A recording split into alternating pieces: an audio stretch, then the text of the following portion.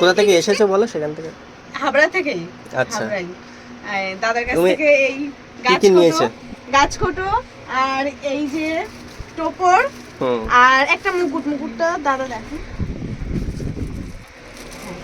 এই যে মুকুট খুব ভালো, মানে এখানে মানে আমি সঙ্গে সঙ্গে মানে দাদা করে দিল এত তাড়াতাড়ি, যে এত কম সময়ের মধ্যে এত ভালো জিনিস করে দিয়েছে, মানে আমি আশাই করতে পারিনি এখানে এসে। আর বাদ বাকি জিনিস কেমন লেগেছে আর দাম কেমন লেগেছে? খুব দামটাও মানে ঠিকঠাকই আছে, হ্যাঁ মানে সবাই নিতে পারবে, সবার সাধ্যের মধ্যেই আছে এরকমই।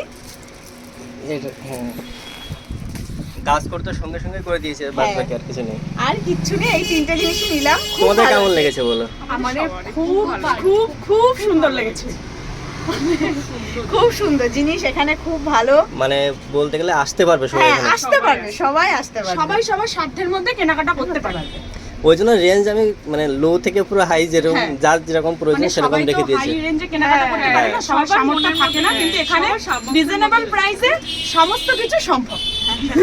Thank you, thank you.